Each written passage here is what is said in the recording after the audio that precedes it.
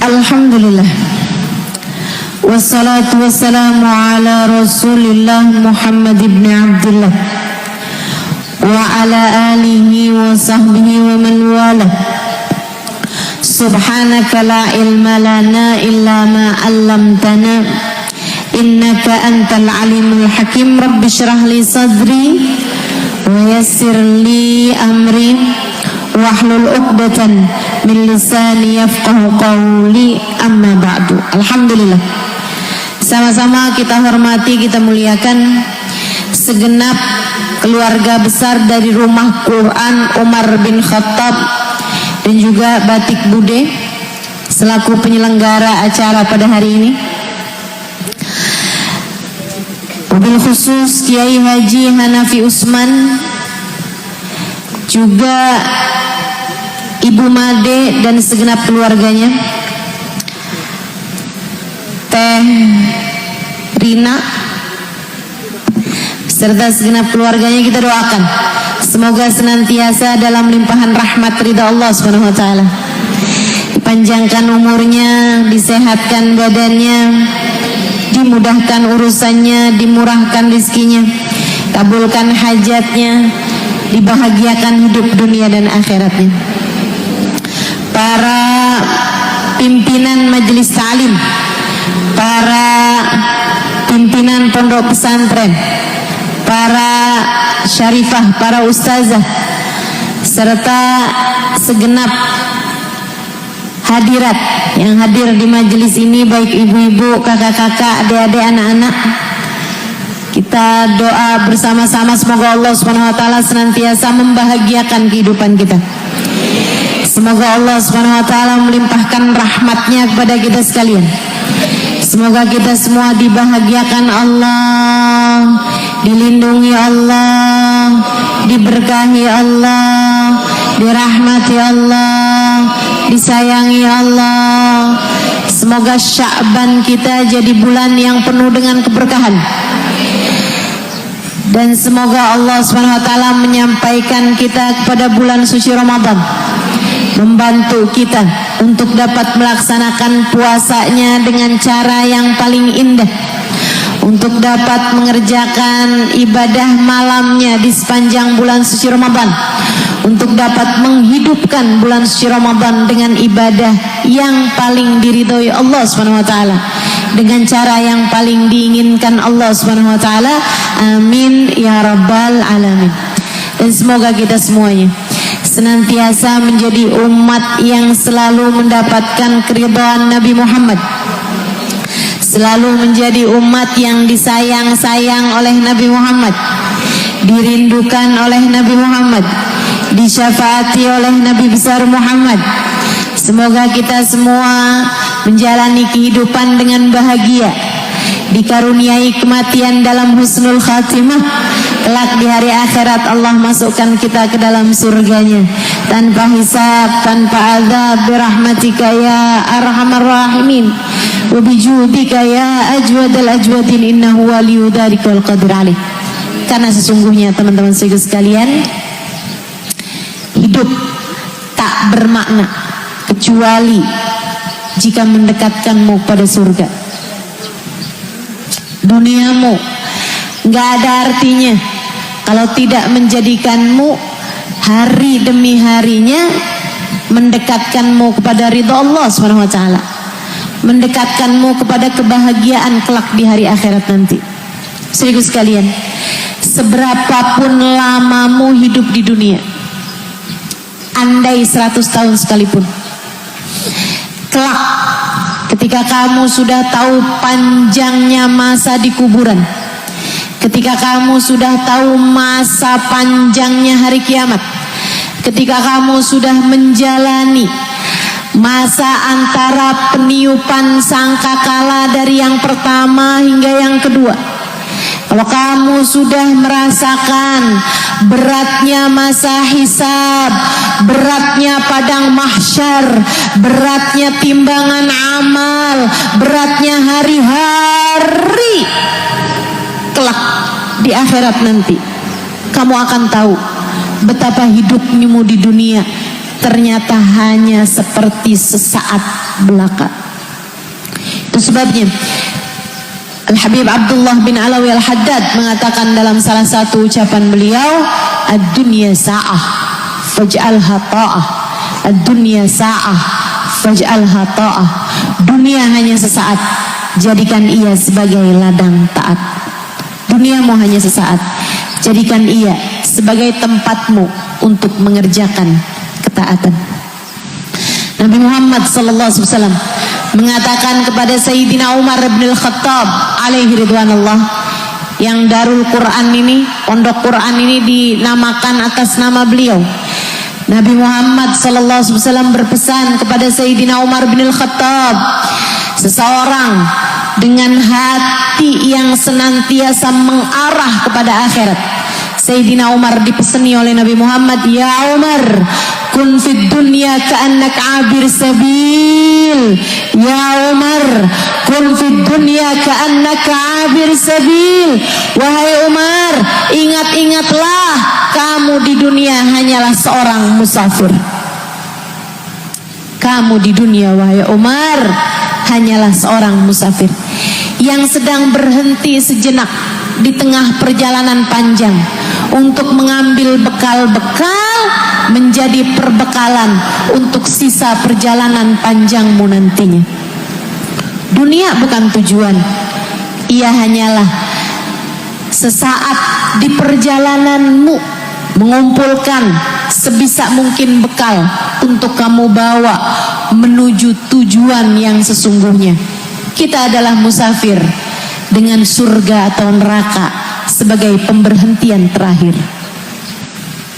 Kita di dunia adalah musafir dengan surga ataupun neraka sebagai pemberhentian terakhir. Dek, saya sedang bicara padamu. Bu, saya sedang bicara padamu. Berbicara kepada hatimu. Kamu, saya di dunia ini hanyalah seorang musafir, berhenti sejenak untuk mengambil perbekalan-perbekalan kita bawa menuju tempat terakhir kita, akhirat, dengan surga ataupun neraka sebagai tempat pemberhentian terakhir kita. Istanamu yang sesungguhnya atau sekurangnya rumahmu yang sesungguhnya, pulau terakhir yang akan kamu tempati, kamar terakhir, kota terakhir yang akan kamu tempati nantinya adalah yang akan menjadi tempat terakhirmu, surga. Dan kamu bahagia di dalamnya, atau neraka dan kamu sengsara selama-lamanya. Masalahnya dunia doang nih, waktu kita buat berbekal. Dunia aja, bumi aja. Di atas muka bumi doang waktu kita buat berbekal. Bu, dunia doang waktu kita buat berbekal. Kita nggak bisa bilang, tardah saya mau ngerjain amal soleh di malam pertama saya di kuburan. Kita nggak bisa bilang, tar saya mau banyakin sholat sunnah di malam pertama saya masuk di kuburan. Kita nggak bisa bilang, tar saya mau bagusin puasa di hari-hari ketika saya sudah masuk di dalam alam kubur. Nggak ada. Begitu kamu masuk kubur, kamu nggak bisa puasa, kamu nggak bisa sedekah, kamu nggak bisa baca Quran, kamu nggak bisa sholat, kamu nggak bisa sholawatan, kamu nggak bisa zikir, kamu nggak bisa mengerjakan amal kebaikan apapun. Begitu nyawamu sampai di tenggorokan, udah nggak ada lagi kesempatannya, nggak ada lagi kesempatannya. Kesempatan kamu yang tersisa hanya sekarang sampai Israel datang menjemputmu. Yang entah sisa berapa lagi. Saya rasa kebanyakan dari kita sisa umurnya tidak lebih dari waktu yang sudah Allah berikan pada kita. Saya rasa kebanyakan dari kita udah nggak punya setengah umur. Saya rasa kebanyakan dari kita sudah melewati setengah dari umur kita. Ini kan kebanyakan dari kita nih umur-umurnya 40, betul? 50. Emang kamu ngarep umur kamu di atas 100 tahun? Enggak.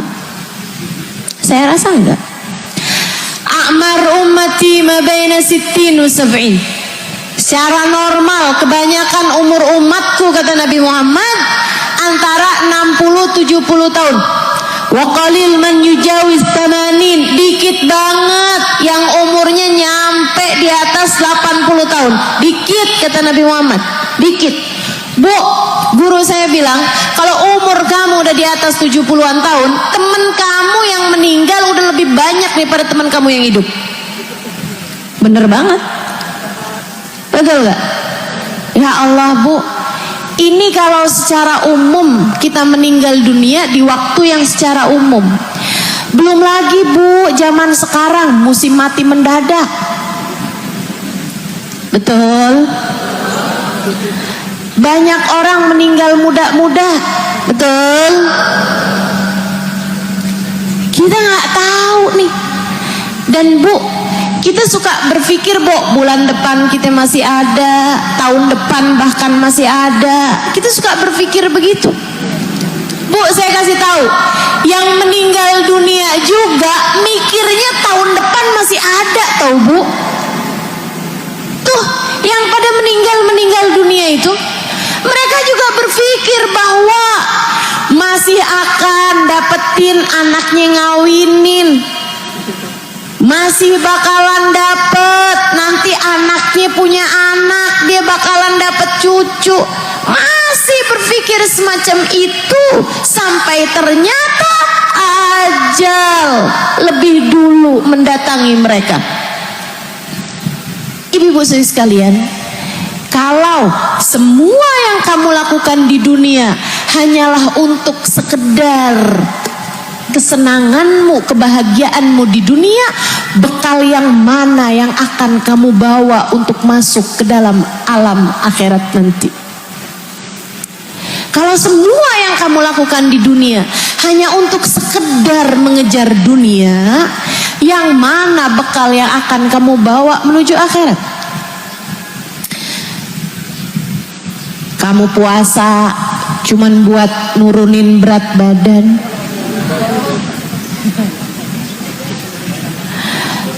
Kamu baca Quran yang dibaca bolak-balik surat Ar-Rahman biar suami tambah sayang. Bu, kamu sholat duha tiap pagi gak pernah tinggalin, bagus banget, tapi niatnya biar rezeki lancar. Kalau semua ibadahmu di dunia hanyalah untuk sekedar mengejar dunia, bekal yang mana yang akan kamu bawa ketika kamu masuk ke dalam alam kuburmu nanti? Bekal mana yang kamu pikir akan kamu bawa menuju alam kuburmu nanti? Giliran disuruh doa, doanya lagi-lagi minta dunia. Ada tuh, rata-rata bahkan. Betul, betul. Silahkan angkat tangan minta hajatnya. Ya Allah, utang biar cepetan kebayar. Ya Allah, rezeki. Ya Allah, suami biar nggak poligami. Wah, dunia lagi yang kamu minta. Dunia tuh yang gimana sih, Ustazah? Dunia itu yang nggak kamu bawa ketika masuk dalam alam kubur tuh dunia. Apakah ketika kamu masuk dalam alam kubur kamu membawa kesehatanmu? Bu, kalau udah jadi mayat, ngaruh nggak sih sisa gigimu sisa berapa? Kalau udah jadi mayat nih, ngaruh nggak sih kesehatan kulitmu semulus apa? Enggak. Ibu-ibu sekalian, maka jangan sampai urusanmu di dunia, ibadah kamu, apalagi kerja kamu, apalagi urusan dunia kamu hanya berhenti dengan dunia. Kita mau bawa ibadah kita buat akhirat, karena kalau bukan kita yang berbekal untuk akhirat kita, siapa lagi? Saya ulangi, tidak akan ada yang menggantikanmu berbekal untuk akhiratmu, Bu. Sebagaimana nggak akan ada yang menggantikanmu untuk diazab atas dosa-dosamu, Bu. Saudaraku sekalian yang saya muliakan, a'udzubillahi minasyaitonirrajim. La taziru waziratan wizra ukhra. Tidak ada siapapun dapat menanggung dosa siapapun. Kamu yang ngomongin orang, kamu yang akan mempertanggungjawabkan dosamu itu. Kamu yang ngambil hak orang lain, kamu yang akan mempertanggungjawabkan dosamu itu. Kamu yang bohong, kamu yang akan mempertanggungjawabkan dosamu itu. Apapun dosa yang kita lakukan, kita yang akan mempertanggungjawabkan dosa kita. Gak ada yang bakal nyariin pahala buat kita kalau bukan kita sendiri. Gak akan ada yang nanggung dosa kita kalau bukan kita sendiri. Maka pinter-pinterlah menjalani kehidupan. Dek, Kak, Nak, Bu, yang pinter jalanin hidup, yang pinter jalanin hidup. Kita udah dikasih kesempatannya sama Allah Subhanahu wa taala. Rajab sudah berlalu. Sekarang kita masuk bulan Sya'ban. Bentar lagi kita akan masuk bulan suci Ramadan. Kalau diizinkan Allah untuk menjalaninya, jalanilah dengan hati-hati. Jalanilah dengan sepenuh hati. Jalanilah dengan cara yang paling diinginkan oleh Allah Subhanahu wa taala. Jalla jalaluhu wa ta'ala azamatuh.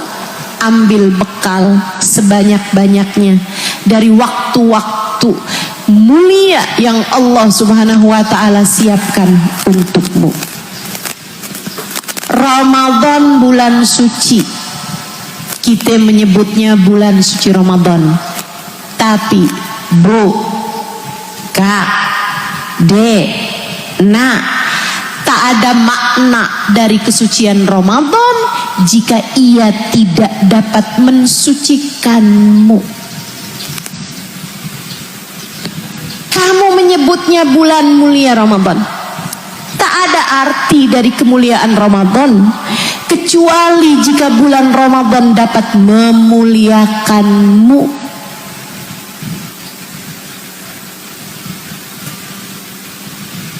Tak ada makna dari kemuliaan kesucian Ramadan kecuali jika ia dapat menaikkan derajat kita di sisi Allah Subhanahu wa taala.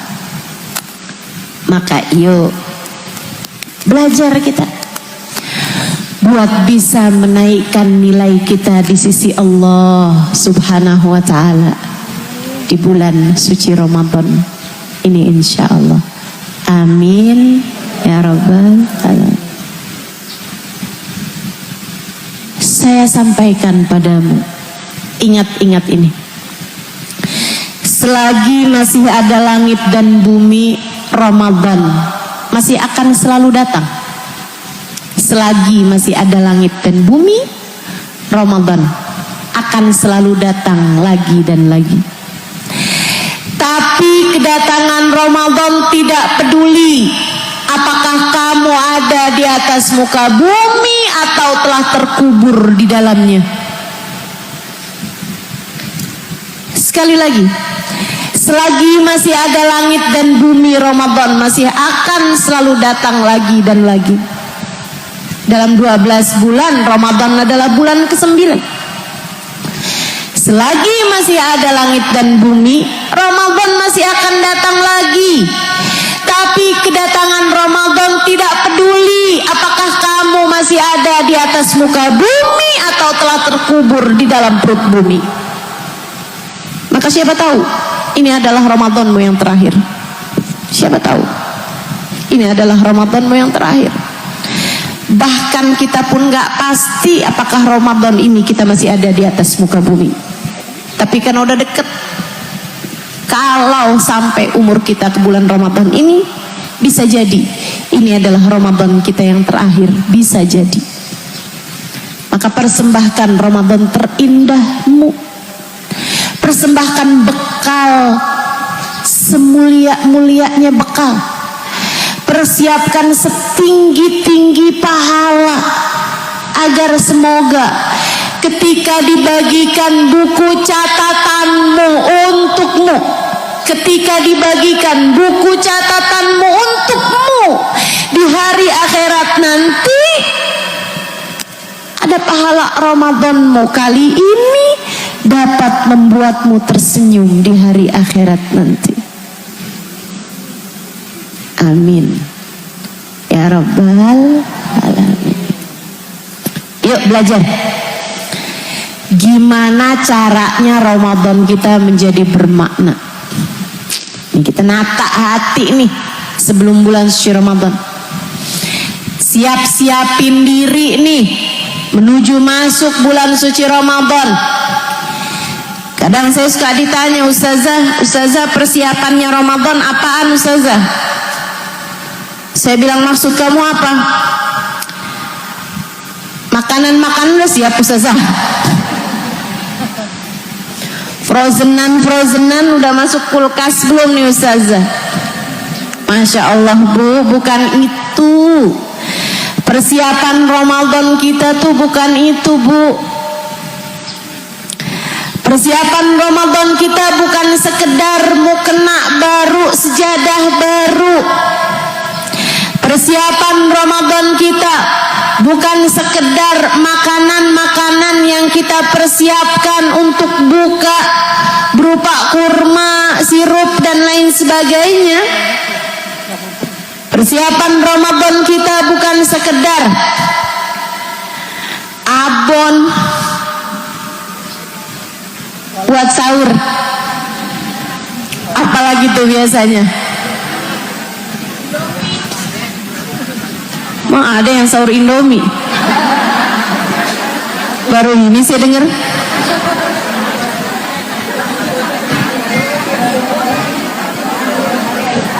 Kalau telat bangun. Kamu anak kos. Ibu kos. Masya Allah. Bukan cuma sekedar itu Bu persiapan Ramadan, tapi ada yang lebih dalam dari itu. Tapi bukan sesuatu yang zahir semacam itu. Sedikit sekalian saya muliakan, para ulama mengatakan arba' mahrumun min rahmat Ramadan. Arba'ah mahrumun min rahmat Ramadan. Ada 4 kelompok orang yang diturunkan hujan rahmat, hujan ampunan, hujan tiket pembebasan dari api neraka di bulan Ramadan. 4 kelompok orang ini tidak berhak mendapatinya. Ada 4 kelompok orang terhalang dari rahmat di bulan suci Ramadan. Kamu jangan sampai menjadi salah satunya. Pastikan kamu bukan salah satunya. Habib Muhammad bin Abdullah Al-Haddar alaih ridwanullah dalam kitabnya Nafahat Ar-Ramadaniyah, beliau mengatakan arba'ah mahrumun min rahmat Ramadan. Kata beliau 4 kelompok orang ini terhalang minal maghfirah fi Ramadan wa ghairih, terhalang dari rahmat yang akan dibagi-bagikan pada bulan Ramadan atau pada selain bulan suci Ramadan, termasuk nisfu Sya'ban yang akan segera kita jelang tanggal 2 malam 3 Februari atau tepatnya 14 malam 15 dari bulan Sya'ban, pertengahan nisfu Sya'ban. Itu ibu sekalian, Nabi Muhammad mengatakan, Inna Allah la yattali' fi lailatin nisf min Sya'ban fayaghfir likulli man amana billah wa lam yusyriku billahi syai'a illa al-mudmin wal musyahin. Sungguhnya Allah Subhanahu wa ta'ala akan sungguh benar-benar memandang hamba-hambanya yang beriman kepada Allah Subhanahu wa ta'ala pada malam nisf min Sya'ban, pada malam nisfu Sya'ban. Fayaghfir, kemudian Allah memberikan ampunan, kecuali untuk orang yang menyekutukan Allah dengan sesuatu, wal musyahin, dan orang yang hatinya memiliki dendam. Ada 4 kelompok orang ini, Bu, yang akan saya bahas satu demi satu.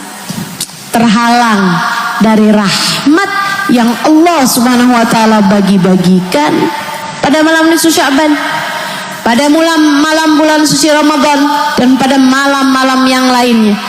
Ketika lagi turun hujan rahmat, dia terhalang. Bahkan termasuk di saat kita sekarang ini nih, saat berkumpul orang untuk majelis ilmu, Allah Subhanahu wa ta'ala menurunkan rahmatnya, Allah menurunkan ketenangan, Allah memberikan ampunan. Ghasyiyatuhumur rahmah, nazalat alaihimus sakinah, kata baginda kita Nabi besar Muhammad sallallahu alaihi wasallam. Apabila orang-orang berkumpul untuk menuntut ilmu, maka mereka semuanya dilingkupi dengan rahmatnya Allah. Turun kepada mereka ketenangan, Bu, turun ketenangan. Makanya saya nggak heran kalau orang di majelis ilmu ada yang ngantuk. Orang tuh, Bu, kalau hatinya nggak tenang nggak ngantuk, Bu. Nazalat alaihimus sakinah, turun ketenangan, turun rahmat di majelis-majelis ilmu. Tapi 4 kelompok orang ini, walaupun apapun turun, nggak akan berhak untuk dituruni salah satu dari kebaikan-kebaikan yang Allah tebarkan di bumi.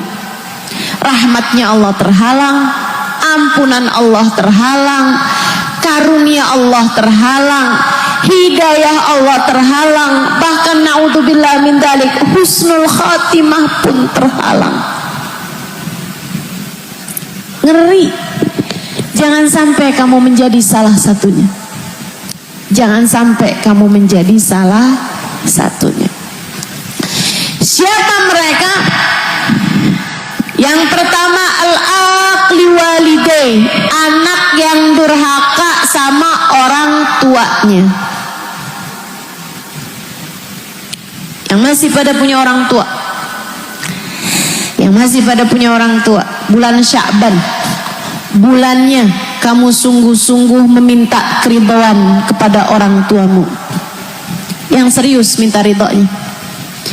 Ustazah, bukan hari raya. Bukan, kalau hari raya udah telat, Ramadannya udah lewat. Mumpung belum bulan suci Ramadan, nih hari-hari ini nih, mumpung belum masuk nisfu Sya'ban, belum masuk bulan suci Ramadan, ayo yang pada punya orang tua minta ridho sama orang tuanya. Ustazah, minta ridho tuh kayak gimana? Ya minta ridho, minta maaf, minta ampun sama orang tua. Ibu-ibu saudara sekalian saya muliakan, Ustazah, orang tua saya nggak soleh, tapi kan orang tuamu. Ustazah, orang tua saya nggak sholat, tapi kan orang tuamu. Bu, Kak, Dek, Nak, kita nggak pernah bisa milih lahir dari orang tua yang mana, tapi kita bisa milih memperlakukan orang tua kita dengan cara apa. Tentu tidak semua orang beruntung memiliki orang tua yang soleh-solehah. Sebagian bahkan Allah Subhanahu wa ta'ala jadikan orang tuanya sebagai ujian. Saudara sekalian yang saya muliakan, tapi begitulah hidup. Hidup memang gak pernah ideal buat siapapun, Bu. Hidup memang tidak ada yang ideal.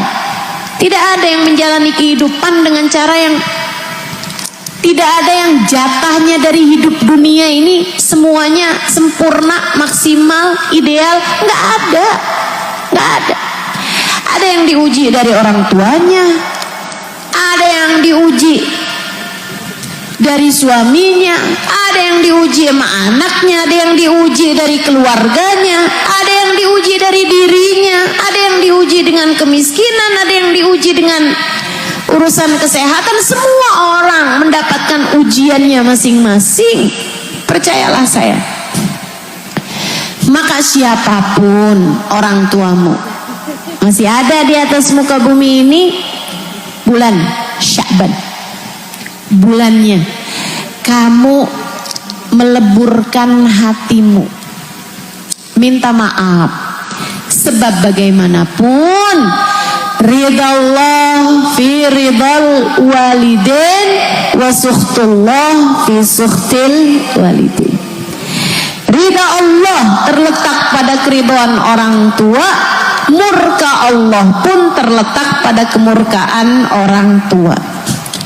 Udah, gak usah ada yang sombong, gak usah bilang saya kayaknya gak dapat ridho orang tua, gak apa-apa deh, karena saya nih sedekahnya banyak banget. Gak ada, gak ada, gak ada, gak ada.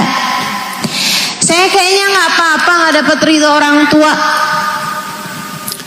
saya hubungannya gak baik sama orang tua, saya gak apa-apa kayak gak dapat ridho orang tua saya, karena saya hafal Quran misal. Gak ada, Dek, gak ada, Kak, Bu, gak ada. Saya seorang ustazah, jadi saya gak apa-apa kayak gak dapat ridho orang tua saya hafal ribuan hadis Nabi misal. Gak ada, gak ada. Ridha Allah fi ridhal walidain wa sukhtullah fi sukhtil walidain. Ridha Allah terletak pada keridhaan orang tua, murka Allah pun terletak pada kemurkaan orang tua. Meskipun kamu yang jadi orang tua jangan belagu juga. Kamu bilang sama anak kamu, nak, mama akan ridho sama kamu ya nak ya, kalau kamu udah bisa kasih mama rumah. Ini kamu ibu apa preman? Kalau kamu udah bisa berangkatin ibu haji, baru ibu akan ridho sama kamu loh.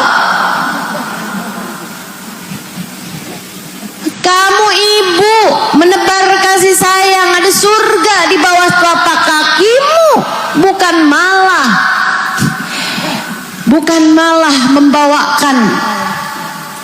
membawakan murka Allah pada dirimu. Itu enggak gitu caranya, enggak gitu.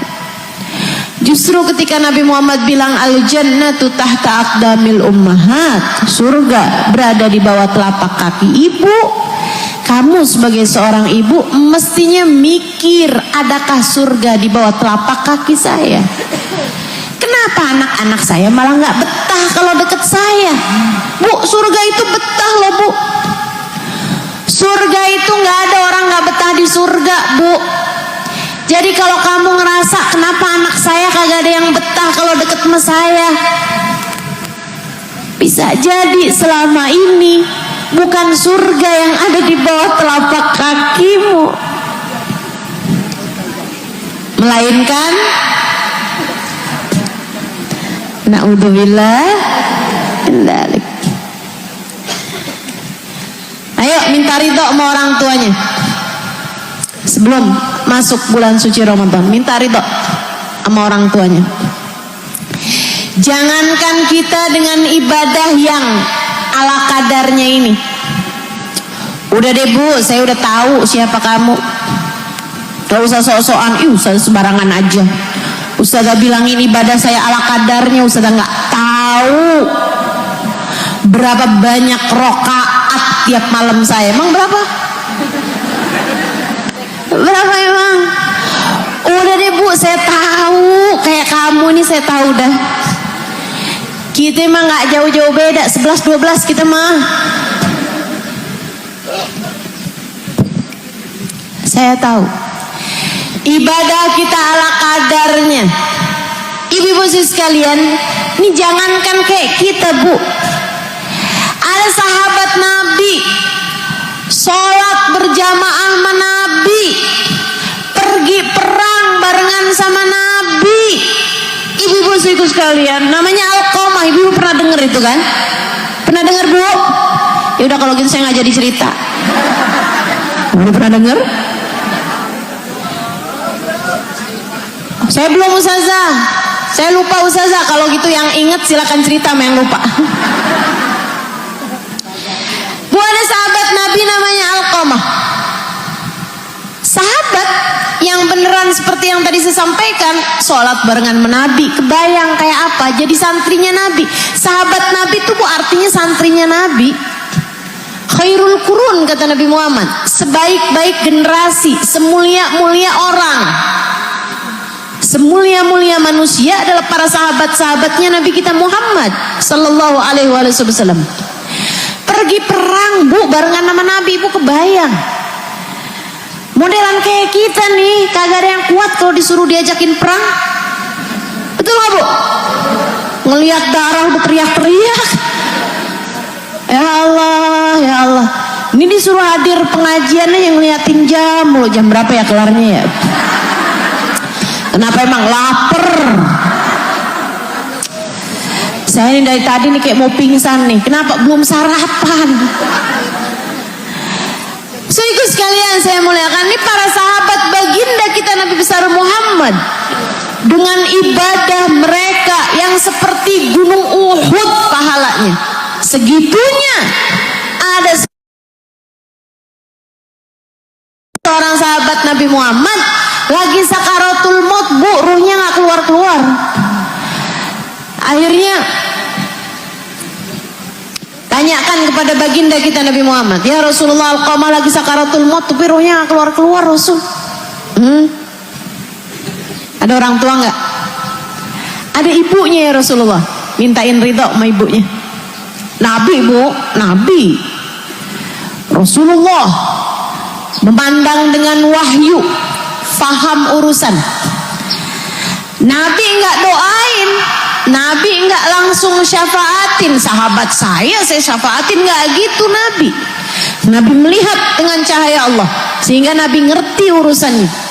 Bukan urusan antara dia dengan Nabi Muhammad, bahkan bukan urusan antara dia dengan Allah, tapi urusannya antara dia dengan orang tuanya. Nabi Muhammad nanya langsung, masih ada orang tua, ibunya Rasul, minta ridho lagi sana sama ibunya. Teman-temannya Bu, temannya Alqamah, dia udah terbujur kaku Bu, sakaratul maut tapi ruhnya keluar-keluar, kesakitan setengah mati. Didatengin kepada ibunya, Bu, Alqamah lagi sakit, lagi nazak, lagi sakaratul maut. Tapi ruhnya keluar-keluar Bu. Kita udah nanya sama Nabi Muhammad, minta doa sama Nabi. Kata Nabi suruh minta ridho sama ibunya. Bu, ridhoin Alqamah ya Bu. Ogah. Bu, Alqamah kan anak ibu emang. Ridhoin Alqamah Bu, kagak. Ya Bu, kesian kan Alqamah. Nggak mau saya udah sakit hati sama dia. Ibu-ibu sekalian, Nabi kemudian diadukan, Rasul kita udah datang ke rumah ibunya, tapi ibunya tidak berkenan memberi keridhaan padanya ya Rasulullah. Gitu. Ya udah dah. Nabi pergiin Bu rumahnya Alqamah. Kemudian Nabi Muhammad di rumah Alqamah, nih Nabi nih Bu, mikirin ini Bu, kalau terjadinya sama bukan sahabat Nabi atau bukan orang mulia, bukan orang yang dikehendaki Allah dengan surga, bisa jadi dia mati aja Bu tanpa keridhaan orang tuanya. Tapi karena Alqamah orang mulia, karena dia seorang sahabat Nabi Muhammad, karena dia orang yang dikehendaki Allah bahwa akhirnya akan surga, makanya Allah SWT ngasih pelajaran kepada kita sekalian umat Islam. Nih, kalau orang dikehendaki baik sama Allah, jangan sampai dia mati nggak bawa keridhaan orang tuanya. Yang lain-lain ada banyak bu, mati-mati aja. Tuh ada orang durhaka sama orang tua tapi dia mati-mati aja. Ih, banyak yang begitu, mati-mati aja. Karena Allah hendak menyiksanya ntar di akhirat. Naudzubillah min dzalik. Tapi karena Alqamah orang soleh, karena Alqamah orang baik, sahabat Nabi Muhammad, makanya Allah Subhanahu wa taala nggak mau dia meninggal dunia untuk kemudian berakhir dengan neraka. Allah maunya dia berakhir dengan surga, makanya Allah siksanya di saat sakaratul maut aja. Gimana caranya nih? Biar sampai mendapatkan keridhaan ibunya. Dan Nabi Muhammad bu mikirin caranya. Nabi bisa aja minta ibunya Alqamah untuk datang kepada Alqamah. Tapi Nabi Muhammad tahu nih ibunya kalau disuruh pergi buat nemuin Alqamah beratan nih. Nabinya yang pergi ke rumah Alqamah. Baik banget Nabi Muhammad. Di rumah Alqamah Nabi Muhammad bilang, panggilin ibunya Alqamah untuk nemuin saya, kata Nabi. Jadi karena dipanggilnya sama Nabi Muhammad, siapa sih bu yang nggak datang kalau dipanggilnya sama Nabi? Orang mau durhaka kayak gimana dipanggil Nabi mah datang bu. Orang mau keras hati kayak gimana yang manggil Nabi masa nggak datang? Datang. Ibu mau dipanggil Nabi datang nggak? Datang lah. Mau lagi ngapain juga ibu ya? Ibu lagi masak nih dipanggil sama Nabi. Kira-kira ibu matiin nggak kompornya? Matiin. Ibu-ibu sih sekalian, jadi nih bu, dipanggil sama Nabi Muhammad, datang tuh ibunya. Nabi sengajain bawa ibunda Alqamah ke depannya Alqamah. Ama Nabi kasih lihat, bu, Alqamah nih bu, sianan, ditalkin kalimat la ilaha illallah nggak bisa-bisa. Karena masalahnya bukan antara dia sama Allah, masalah dia nggak antara dosa dia sama Allah bu. Tapi sama ibu, bu, ridoin deh Alqamah, kesian, kata Nabi nih sama ibunya Alqamah. Ibu nggak usah nyaut.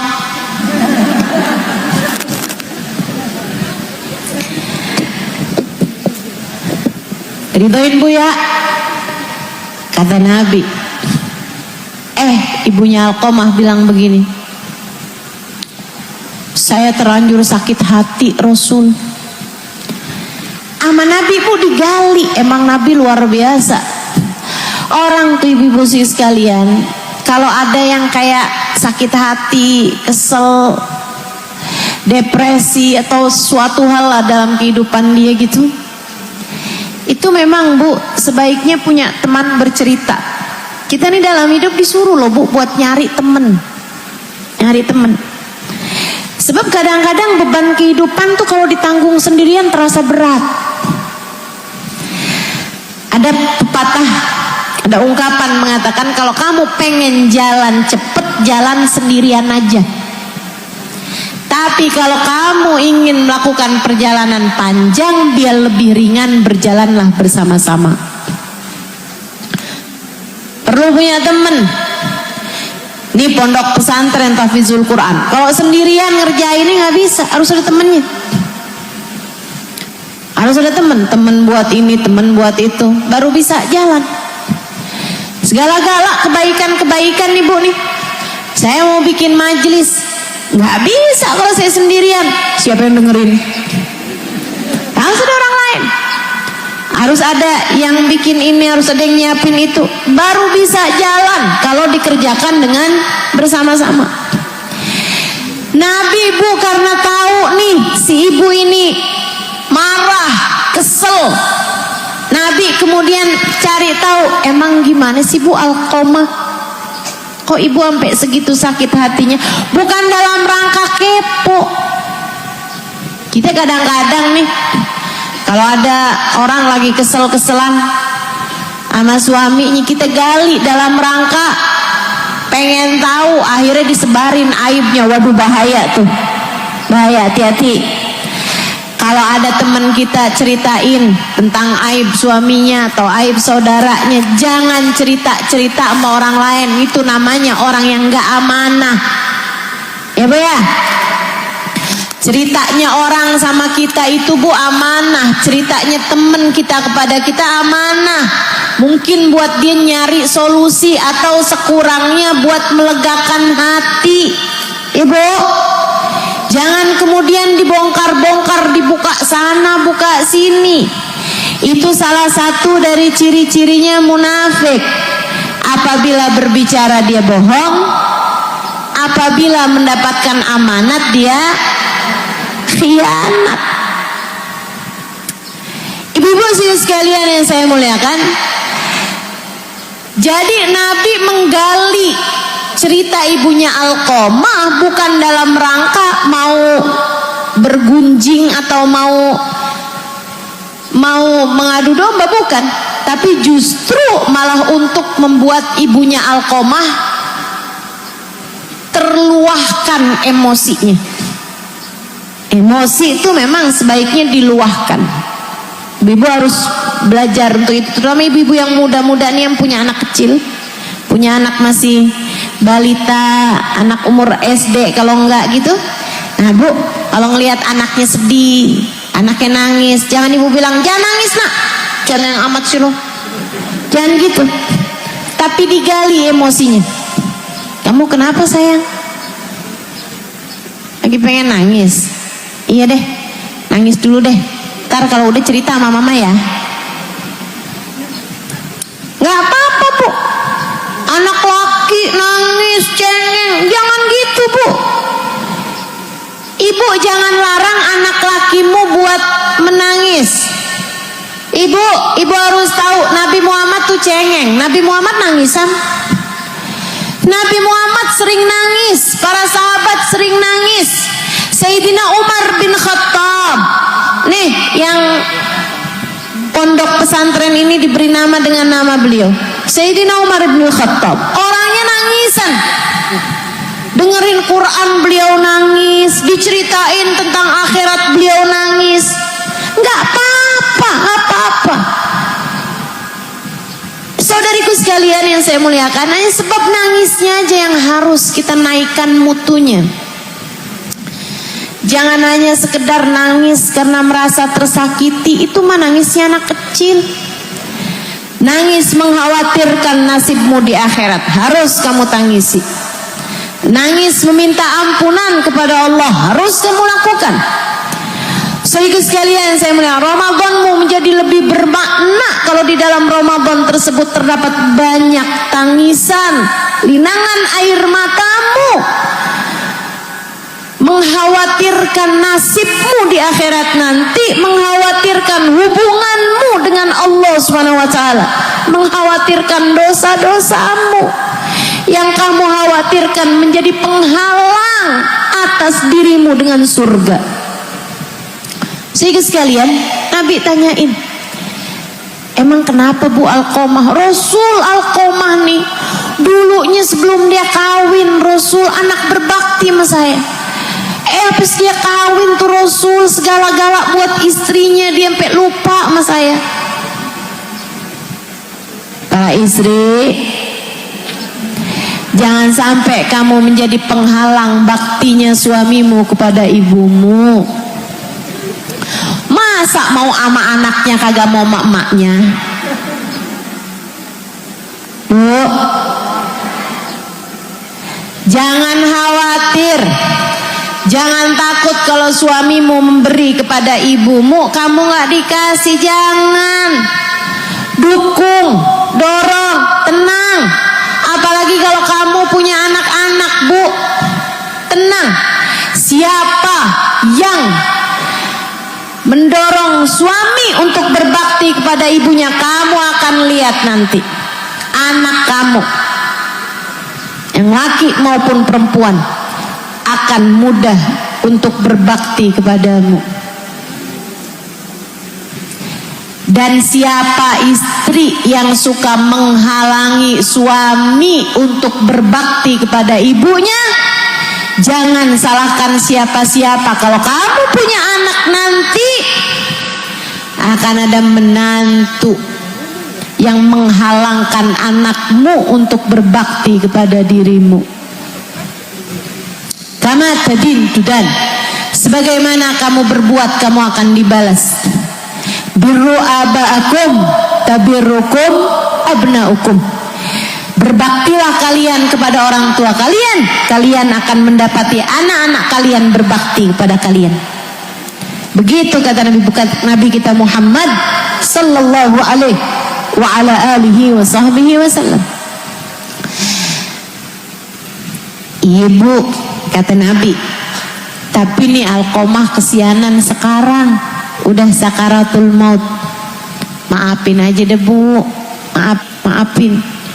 Ibu gak kesian tuh lihat anak ibu tuh kan. Dari tadi ditalkin kalimat la ilaha illallah gak bisa, kesian tuh kesakitan. Udah maafin aja Bu. Saya sakit hati, Rasul Rasul bertahun-tahun saya sampai sakit, saya tungguin dia kagak ada jenguk sama saya Rasulullah. Ibu didengerin tuh perempuan sama Nabi Muhammad sallallahu alaihi wasallam. Udah berkali-kali Nabi Muhammad bilang, maafin aja Bu ya, maafin Ibu. Iya saya tahu Nabi Muhammad, kata Nabi Muhammad nih, saya tahu anak kamu durhaka. Tapi kan sekarang udah kayak begini nih kondisinya, udah maafin aja ya Bu ya, kesian kan gitu. Tapi saya sakit hati Rasul, terus gini Ibu. Nah kata Nabi Muhammad nih, udah nih, ya udah deh Bu kalau gitu Bu. Gimana Rasul? Kumpulin kayu bakar depan rumah, kita bakar aja dah. Ibunya udah mulai panik. Beneran tuh Bu, sahabat kumpulin kayu bakar. Udah Rasul, kayu bakarnya udah terkumpul. Zaman itu Bu nggak susah ngumpulin kayu bakar. Emang semua orang masaknya pakai kayu bakar. Sekarang kan rada repot Ibu ya. Udah tuh kumpul kayu bakar. Habis itu sama Nabi Muhammad bilang nyalain kayu bakarnya. Lagi gede-gedenya tuh apinya. Gunung, bukit, kayu bakar dinyalain. Besar banget apinya. Depan rumahnya Alqomah. Nabi kemudian keluar. Sama si ibu ini juga nih keluar. Kata Nabi, bawa Alqomah kemari. Rasul beneran Rasul. Ibunya mulai bingung. Kata Nabi Muhammad, abisnya gak mati-mati Bu, dibakar kan mati juga. Udah tuh Bu, dibawa si Alqomah, diayun-ayun mau dibakar. Nabi Muhammad nanya lagi, Bu nih kita bakar aja nih ya. Jangan Rasul, jangan. Ya habis sih gak mati-mati Bu, ibu gak ridho-ridho juga sama dia. Kalau bakar kan mati juga. Udah deh Rasul, jangan dibakar. Tapi Bu ridho ya. Tapi saya sakit hati. Udah kita bakar aja Bu. Iya deh Rasul. Ibu maafin ya. Iya deh Rasul. Bu subhanallah, begitu ibunya bilang saya maafin dia Rasul. Iya saya maafin Rasul. Begitu ibunya ngomong begitu Bu, Alqomah nggak pakai ditalkin, langsung berucap kalimat la ilaha illallah. Kemudian nafasnya yang terakhir terhembus dan dia pun meninggal dunia. Alhamdulillah, Nabi, alhamdulillah. Ibu-ibu sekalian saya muliakan, segitunya Alqomah punya sholat berjamaah barengan sama Nabi bukan sekali dua kali. Ikut pergi perang barengan sama Nabi Muhammad. Punya ibadah sholat sunnah. Nggak kayak kita Bu, ala kadarnya. Ibadah-ibadah besar sudah dia lakukan, nggak manfaat kalau nggak dapat ridho orang tuanya. Kita belajaran insyaallah dari ceritanya Alqomah. Yuk para yang dengerin kajian saya, siapapun aja, minta ridho sama orang tuanya. Yang masih pada punya orang tua, minta ridho sama orang tuanya, minta maaf, minta ampun sama orang tuanya. Dan yang punya luka terhadap orang tuanya, saya sarankan padamu untuk memaafkan orang tuamu. Maafin, urusannya hati. Kamu gak harus nyampein sama orang tua kamu, saya maafin kesalahanmu pak, saya maafin kesalahanmu, bu, gak usah. Itu urusannya antaramu sama Allah Subhanahu wa ta'ala. Maafin biar lega hatimu, biar lega. Seperti yang tadi saya sampaikan, gak semua anak beruntung punya orang tua soleh-soleha. Ada yang bahkan orang tuanya jadi ujian. KDRT dari orang tua, ibu yang suka ngomongin anaknya dengan kata-kata kasar, ibu yang suka marah-marah bandingin anak. Makanya jangan nih bu ya, jangan bu, jangan suka bandingin anakmu sama saudaranya, apalagi sama anak tetangganya. Jangan, kesian. Ustazah, saya sering banget dikata-katain ustazah. Sama siapa? Sama ibu saya sendiri. Ya Allah, sian.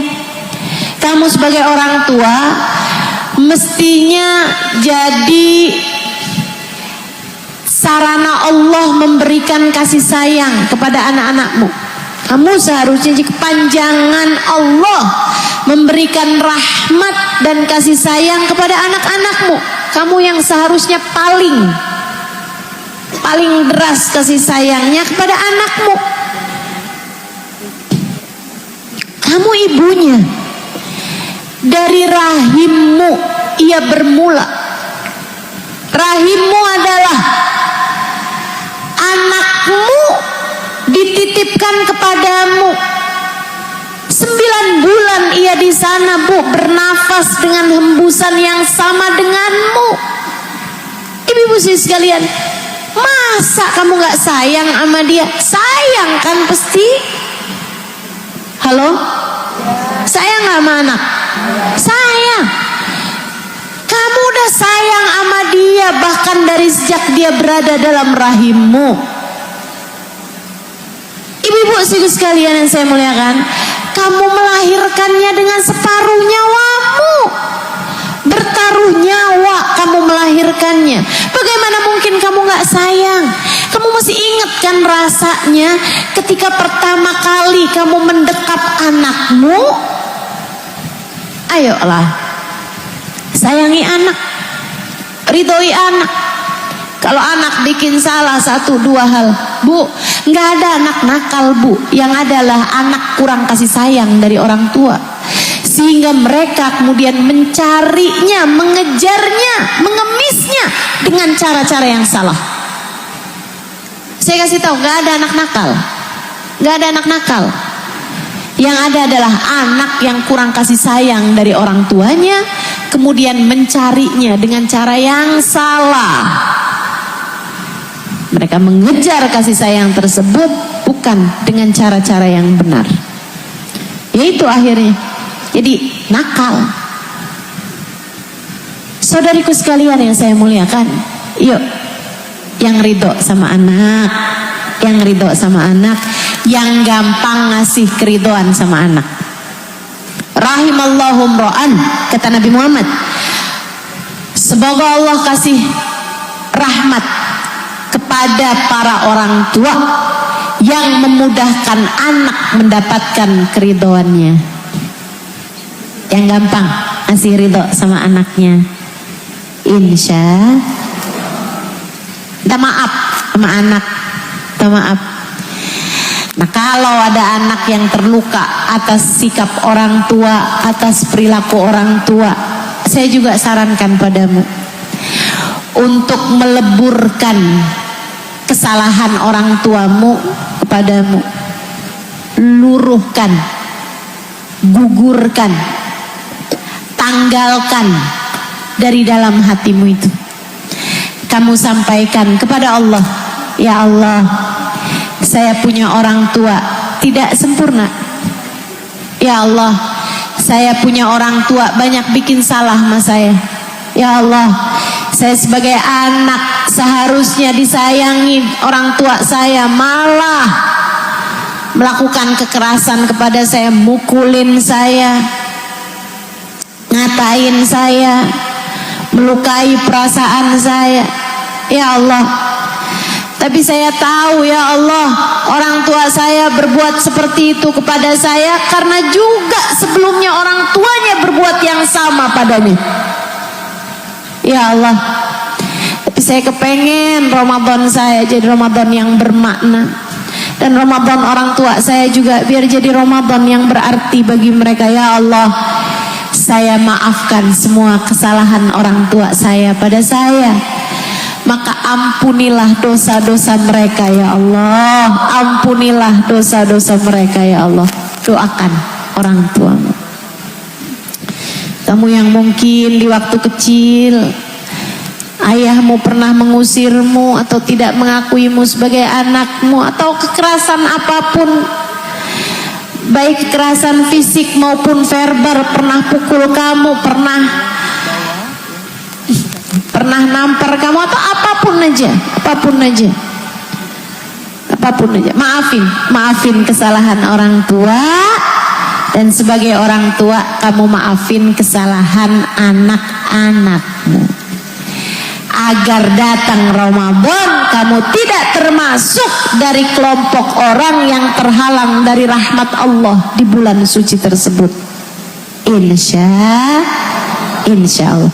Yang kedua, qati'ur rahim, kata beliau, orang yang memutuskan hubungan dengan kerabat. Bu, yang dimaksud rahim di sini bukan semua orang, tapi yang ada hubungan rahim. Siapa itu orang yang pernah satu rahim denganmu? Yaitu kakak adekmu, saudara-saudaramu.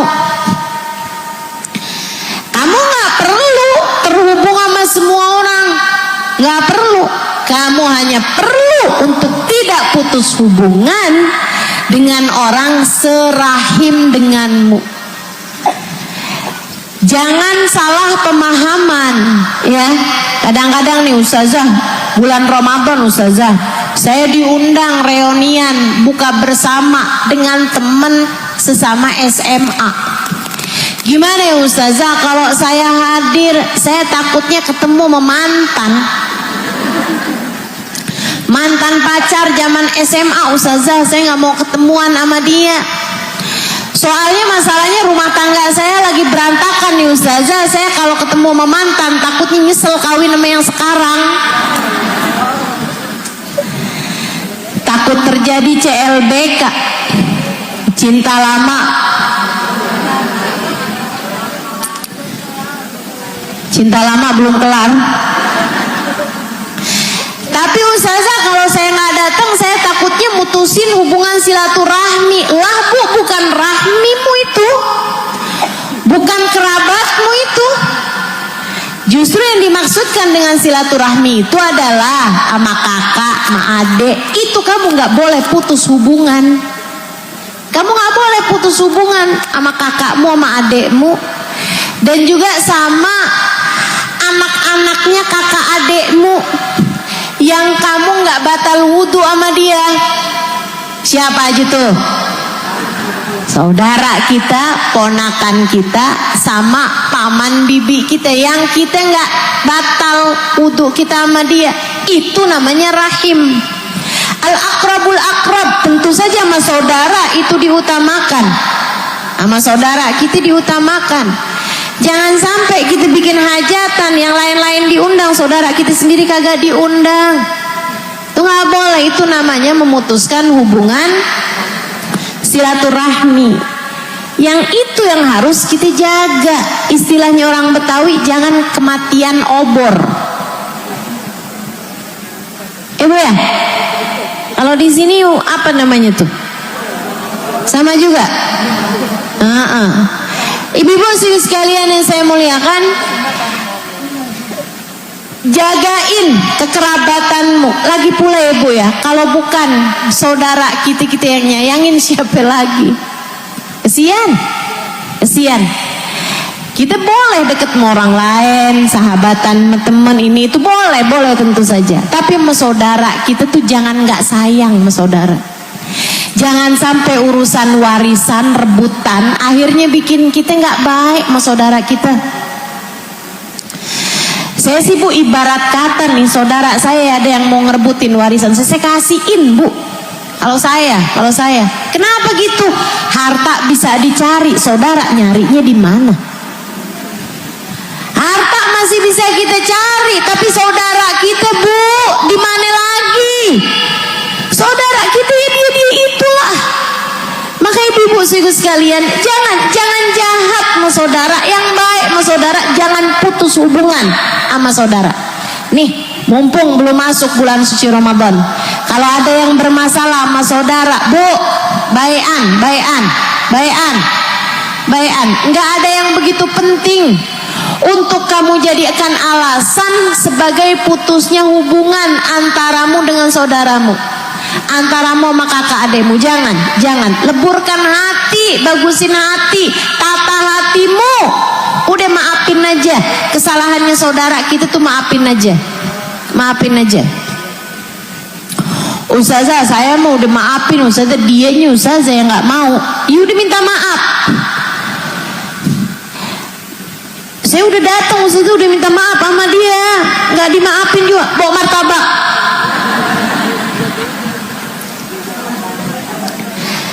Maksud saya, yaudah sekalian. Ntar belum dimaafin, ntar kapan lagi dateng, begitu kan? Cari cara, bagusin kata-kata gitu. Yang penting sama saudara tuh hubungan jangan sampai putus. Ibu-ibu sekalian, itu sampai ceritanya Nabi Muhammad, innar rahim yata'allaq tahtal arsh. Sesungguhnya kerabatan, hubungan kita sama saudara kita tuh Bu tuh, kakak adik kita, itu bergantung Bu di bawah arsy dan berdoa, Allahumma sil man wasolani waqta man qata'ani. Ya Allah, sambungkanlah hubunganmu dengan orang yang menyambungkan hubungan dengan kerabatnya, dan putuskanlah hubunganmu ya Allah dengan seseorang yang memutuskan hubungan dengan kerabatnya. Sekali lagi, kerabat yang dimaksud di sini adalah yang kita nggak batal wudhu sama dia, Ibu ya. Bukan sama semua orang. Kalau sama semua orang kadang-kadang malah ada yang wajib kita putus hubungan sama dia Bu. Misalnya Ustazah, misalnya mantan suami. Ustazah saya sama mantan suami hubungan saya masih baik Ustazah. Baik gimana? Ya kalau dia datang ke rumah gitu kan, ntar dia masuk ke kamar saya, lah itu mah bukan baik. Malah harus putus hubungannya Bu kalau itu mah. Ibu-ibu sekalian saya muliakan, tuh dua kelompok orang. Yang ketiga, yang hubungan kita yang terhalang dari rahmat Allah di bulan suci Ramadan. Satu, anak durhaka. Dua, yang memutuskan tali silaturahmi kekerabatan. Yang ketiga, al-mudmin, pecandu minuman keras, pecandu narkotika. Ini sih saya yakin sih ibu-ibu kagak ada yang mabok di sini. Saya yakin nggak ada yang teler di sini mah ibu ya. Palingan juga es teler begitu kan. Palingan mabok-mabok karena hamil, mabok kendaraan. Ibu-ibu sekalian, tapi yang kayak beginian nih Bu, kita perlu doakan untuk anak-anak kita, cucu-cucu kita, ponakan-ponakan kita, orang-orang yang kita sayangi. Semoga Allah Subhanahu wa taala selamatkan mereka semua dari barang haram ini. Semoga Allah Subhanahu wa taala selamatkan semuanya dari barang haram ini.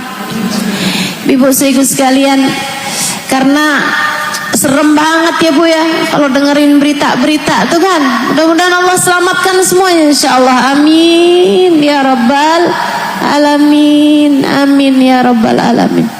Kita harus selalu mendoakan generasi-generasi di bawah-bawah kita nih, mudah-mudahan biar pada selamat semuanya. Amin. Ummul khaba'ith Nabi Muhammad menyebutnya ibu, ibunya dosa besar. Ibu, saya masih boleh cerita gak nih? Ada bu,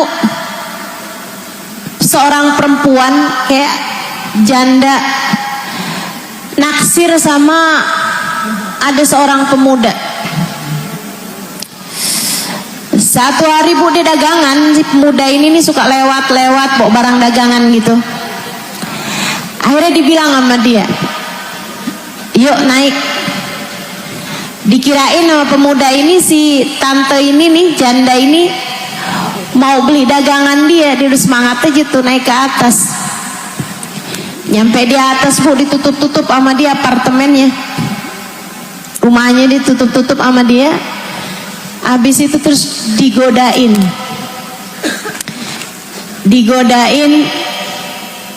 biar zina sama dia gitu. Si anak laki-laki ini nggak mau. Si perempuan ini kemudian nawarin sama dia, suruh pilih satu dari 3 hal, akan dibebaskan. Ini emang perempuan setan ini ya bu ya.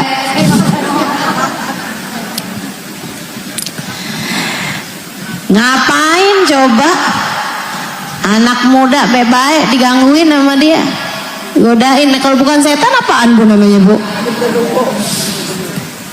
Dia bilang, saya akan penjarain kamu di rumah saya nih, gak akan saya keluarin kamu kecuali kalau kamu kerjain salah satu di 3 hal. Kamu mau zina sama saya, atau kalau enggak kamu bunuh anak-anak ini, kasih sama dia anak kecil di situ, kasih senjatanya, kasih pedangnya. Dia bilang, atau kamu minum minuman keras. Dikasih 1 gelas minuman keras, kasih botol minuman di situ. Si pemuda dia udah lama-lama lapar, lama-lama dia mikir, dia takut, dia zina dia takut, dia ngebunuh orang dia takut. Akhirnya dia pikir, minum aja dah, minum minuman keras 1 gelas, udah dah saya keluar gitu. Kayak dipikirnya kayak nggak apa-apa aja nih kalau minum doang gitu bu. Akhirnya dia tuangin minuman keras, dia mabok bu. Di saat mabok digodain sama tuh cewek bu, zina. Lagi mabok kan, ngelihat cewek nih sebenarnya udah janda, udah rada tua, tapi namanya orang mabok. Di saat dia lagi zina, tuh anak nangis kejer. Akhirnya dia ambil pedang, dibunuh tuh anak. Semuanya dosa dia kerjain karena dia memilih mabok. Makanya bu, Nabi sebutnya ummul khaba'ith, induknya dosa besar. Orang kalau udah mabok segala dosa dikerjain. Naudzubillah, nyuri dia mau, apa dia mau, kerjain semua tuh dosa. Makanya kita mau minta benar-benar sama Allah, ya Allah selamatkan anak-anak kami, keturunan kami, orang-orang yang kami sayang ya Allah, jauhkan dari barang haram ya Allah. Amin ya rabbal alamin. Itu yang ketiga. Yang terakhir ibu-ibu sekalian, al-musyahin alladzi bainahu wa baina akhihil mu'min syahna. Orang yang di hatinya terdapat dendam dengan salah satu dari hamba-hamba Allah Subhanahu wa taala yang beriman. Bu, kita memang enggak harus punya hubungan sama semua orang. Ya nggak mungkin juga kan bu, kita punya hubungan sama semua orang. Nggak mungkin juga kita kan nggak akan juga semua orang sedunia kita kenal semua, ibu ya. Tapi Allah minta kita untuk jangan naruh permusuhan dengan siapapun dari hambanya Allah. Bu, kamu jangan punya dendam sama siapapun. Sebelum masuk bulan suci Ramadan, hati kamu nih bersihin. Kalau ada sesiapa yang hati kamu masih dendam sama dia, masih musuhin dia, masih belum memaafkan kesalahan satu orang aja, bisa jadi penghalang antaramu dengan rahmatnya Allah.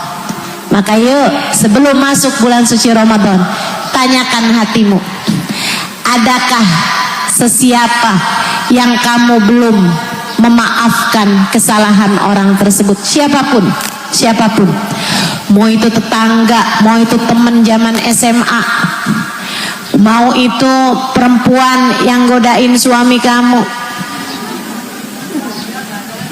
Bu, siapapun aja, maafin. Mau itu mantan suamimu misalnya, atau bahkan suami kamu yang sekarang, kamu masih ada gitu kesalahan dia yang belum kamu maafin Bu, maafin. Bukan karena kesian sama dia, bukan, tapi kesian sama kamu. Jangan sampai kamu puasa lapar, kamu terawih capek, kamu baca Al-Quran ngantuk, gak dapat pahala apa-apa selain hanya menahan lapar dan haus belaka. Jangan sampai rahmat Allah, pahala dari Allah atas ibadah yang kamu lakukan di bulan Ramadan terhalang hanya karena kebencianmu kepada salah satu dari hamba Allah SWT yang beriman. Jangan sampai Bu, ada seseorang yang melukaimu 30 tahun yang lalu menjadi penyebab terhalangnya pahala-pahala kamu, Ramadan kamu di 30 tahun terakhir hidupmu ini. Jangan sampai bahkan menghalangimu dari pahala yang kamu lakukan di sepanjang Ramadan nanti. Ibu-ibu saudara sekalian, tata hatimu, leburkan, maafkan. Sebesar apapun kesalahannya, kamu jangan bilang, Ustazah ngomong mah gampang Ustazah. Mungkin Ustazah gak pernah disakiti hatinya sama seseorang. Ustazah gak tahu dia telah berbuat apa aja sama keluarga kami. Bu, siapapun orangnya pasti pernah dilukai. Ibu-ibu sekalian, bahkan manusia agung baginda kita Nabi besar Muhammad sallallahu alaihi wasallam, menurut kamu Bu, Nabi Muhammad gak pernah disakiti apa? Ya Allah Bu, ampe disihir pernah, ampe mau diracun pernah, sampai diusir dari kota Mekah. Ibu-ibu sekalian, paman yang sangat disayangi Nabi Muhammad Bu, pernah sampai dibunuh, kemudian dibelah dadanya, diambil jantungnya, dikunyah sama seorang perempuan, kemudian dilepehin. Sampai Nabi sakit hati banget Bu ketika melihat jenazah paman kesayangan beliau dibrodol Bu, ususnya terburai-burai, hatinya kocar-kacir di situ. Ibu-ibu sekalian, tapi Nabi Muhammad terhadap semua orang yang pernah menyakiti hati beliau, terhadap semua orang yang pernah melukai beliau, terhadap semua orang yang pernah berbuat keji, berbuat zalim kepada beliau, semuanya mendapatkan maaf dari baginda kita Nabi besar Muhammad sallallahu alaihi wasallam. Ibu-ibu sekalian yang saya muliakan, semuanya dimaafin Bu, menabi, semuanya dimaafin. Dan Bu, urusan memaafkan itu urusan hatimu. Kamu gak harus ngomong sama orang itu, saya udah memaafkan kamu, gak harus. Ini tuh urusan antara kamu dengan hati kamu sendiri, urusan kamu sama hati kamu sendiri. Kamu bilang, ya Allah, dia pernah menyakiti saya, ya Allah, saya sudah memaafkannya. Ya Allah, saksikanlah saya sudah memaafkannya. Dan Bu, memaafkan bukan berarti melupakan. Memaafkan artinya adalah mengingat tanpa sakit hati. Mengingat tanpa sakit hati. Ustazah gimana caranya Ustazah biar gak sakit hati? Karena itu sesuatu yang menyakiti hati. Dengan ingat bahwa tidak ada apapun terjadi kecuali dengan izin Allah. Kamu tidak memaafkan kayak gak terima sama takdirnya. Berusaha belajar buat menerima takdir Allah sepahit apapun. Kemudian katakanlah dalam hatimu, saya sudah memaafkan dia.